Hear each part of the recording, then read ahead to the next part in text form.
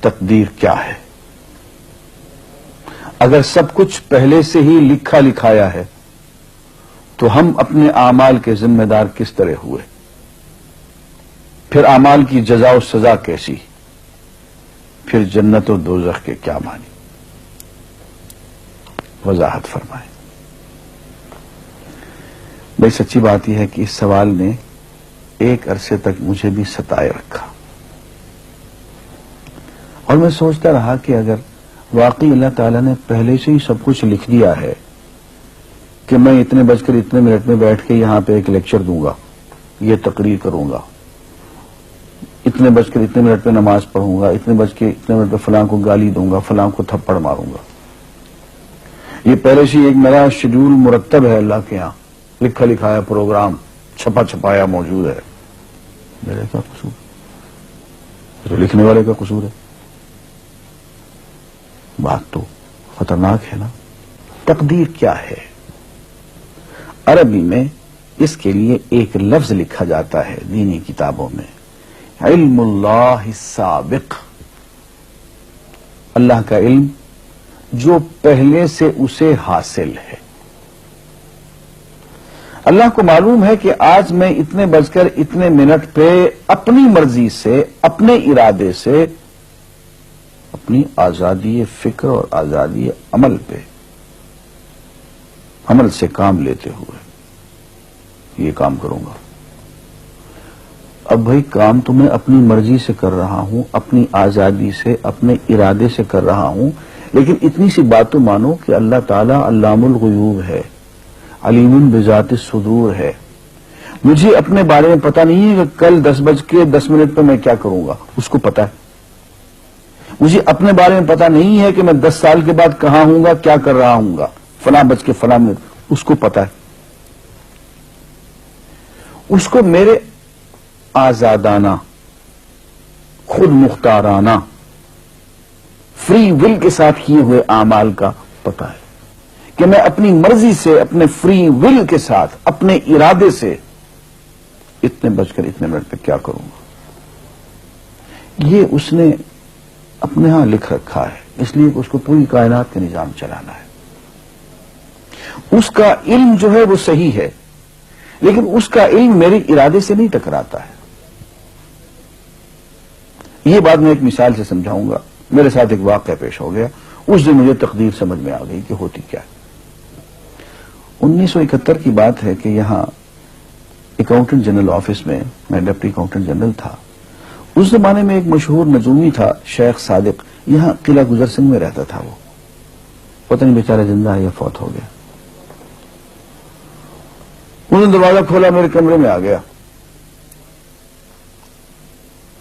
کہاں صاحب ہم آپ کی خدمت کرنا چاہتے ہیں، ہم آپ کو مستقبل کے بارے میں کچھ بتانا چاہتے ہیں۔ میں نے کہا میرے پاس فضول باتوں کے لیے وقت نہیں ہے، میں علم نجوم وغیرہ کو اس قسم کے یہ فضول باتوں کو میں نہیں مانتا ہوں، مشغول آدمی ہوں، ان چکروں میں مجھے مت ڈالو۔ اس نے کہا سر مجھے صرف 1 منٹ تو آپ دے دیں۔ میں نے کہا ہاں 1 منٹ دیتا ہوں۔ اس نے ایک بہت بڑا کاغذ میرے سامنے لکھا جس پہ 40 خانے بنے ہوئے تھے، 40 چیزوں کے نام لکھے ہوئے تھے، مختلف چیزوں کے نام، کتاب، قلم، اینک، کاپی، دوات، پینسل، میز، بادل، برکھا، مسجد، مندر، ایسی ایٹ رینڈم چیزوں کے نام، 40 چیزوں کے نام لکھے ہوئے تھے۔ انہیں کہنے صاحب آپ ان میں سے کسی ایک چیز پہ انگلی رکھ دیں یا اس کا نام آپ اس کاغذ پہ لکھ دیں۔ اور مجھے یہ کہتے کہتے اس نے ایک پیس آف پیپر میری میز سے اٹھایا اور اس پہ کچھ لکھا اور اس کو یوں الٹا کے رکھ دیا۔ میں نے کہا تم نے یہ کیا کیا؟ کہنے لگے جی میں نے وہ چیز لکھ دی ہے، وہ نام جو ابھی آپ لکھیں گے۔ تو اب میں پریشان ہو گیا۔ تماشا کی بات ہے نا کہ جو چیز میں سوچ سوچ کے اپنے ارادے سے، اپنی مرضی سے ابھی لکھوں گا، اس نے پہلے جو لکھے وہاں رکھ چھوڑ دیے میرے سامنے۔ اب میں سوچ میں پڑ گیا کہ یار وہ چیز لکھوں جو اس نے نہ لکھی ہو۔ کبھی میں اس کا ارادہ کروں، کبھی اس کا ارادہ کروں، تنگ آ کے آخر میں نے کسی ایک چیز کو لکھ دیا، میری یہ ہے۔ اس نے جب وہ الٹایا تو وہ وہی چیز نکلی۔ اب پتہ نہیں یہ کیا چکر تھا اس کا، خدا ہی جانے۔ کوئی اس کا علم ہوگا، کوئی فن ہوگا، کوئی تک بازی ہوگی، تک بندی ہوگی کوئی. لیکن اس دن مجھے پتا چلا کہ یار اس کو جو کچھ میں نے لکھا ہے اپنے ارادے سے لکھا ہے, اپنی مرضی سے لکھا ہے, اس سے پابند ہو کے نہیں لکھا. کبھی اس میں انگلی لگاتا تھا, کبھی اس پہ, کبھی اس پہ, آخر چونکہ ایک لکھا میں نے. لیکن اس کمبخت کو پہلے سے پتا تھا کہ میں کیا لکھنے والا ہوں, اور اس نے پہلے سے وہاں لکھ کے رکھا ہوا تھا. میں نے کہا یار ایک محدود علم والا آدمی میرے آئندہ کے اعمال کو اپنے ہاں لکھ کے رکھ سکتا ہے. چونکہ وہ عمل میں اپنی مرضی سے کر رہا ہوں, اپنے ارادے سے کر رہا ہوں, کوئی مجبوری نہیں ہے اس میں.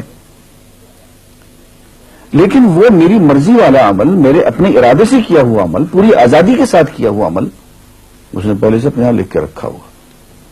یار اگر یہ انسان کر سکتا ہے تو رحمان کیوں نہیں کر سکتا؟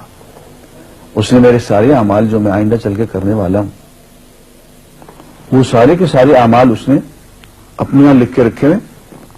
اس کو انتظام کرنا ہے, میرے رزق کا انتظام بھی کرنا ہے, آگے میری زندگی, میری موت, میری قبر میں اکوموڈیشن کا پتہ نہیں کہاں کا میرے اس نے انتظامات کرنے ہیں. تو میرے بارے میں اس نے سارا کا ڈاٹا کلیکٹ کر کے رکھا ہوا ہے اپنی انفارمیشن کے لیے کہ یہ اپنی مرضی سے کیا کیا کچھ کرے گا. تو اس کے لکھے ہوئے ہونے سے میری مرضی ختم نہیں ہوتی, میری ذمہ داری ختم نہیں ہوتی, میرا ارادہ, میری فری ول ختم نہیں ہوتی.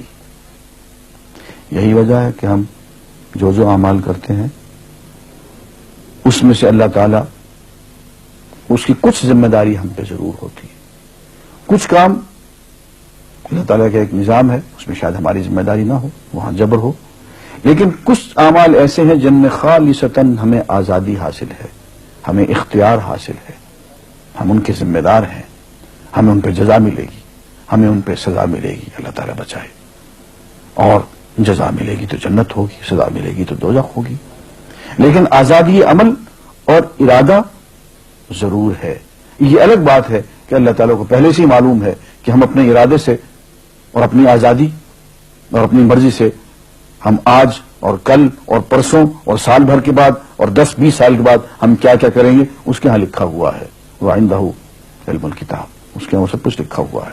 لیکن ہم جو کرتے ہیں اپنے ارادے سے کرتے ہیں اور اس کے ذمہ دار ہیں. وآخر دعوانا الحمدللہ رب العالمین.